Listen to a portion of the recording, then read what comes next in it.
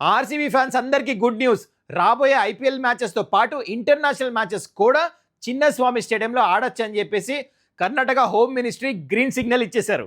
అయితే ఈ డిసిషన్ వెనకాల కర్ణాటక క్రికెట్ అసోసియేషన్ ఎఫర్ట్స్ చాలా ఉన్నాయి.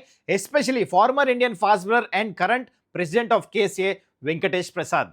కేసీఏ మల్టిపుల్ మీటింగ్స్ పెట్టారు గవర్నమెంట్తో. ఫైనలీ కర్ణాటక హోమ్ మినిస్ట్రీ ఒప్పుకున్నారు, సబ్జెక్ట్ టు సెక్యూరిటీ మెజర్స్. అంటే ఫర్ ఎగ్జాంపుల్ స్టేడియం చుట్టూ గేట్స్ వైడనింగ్ చేస్తాము, స్టేడియం అంతా 300 to 350 ఏఐ కెమెరాస్ ఇన్స్టాల్ చేయమని చెప్పారు for crowd management. This it self cost 4.5 crores. ఇదంతా త్వరగా చేయమని చెప్పేసి గవర్నమెంట్ కేసీఏకి డైరెక్టివ్ ఇచ్చింది.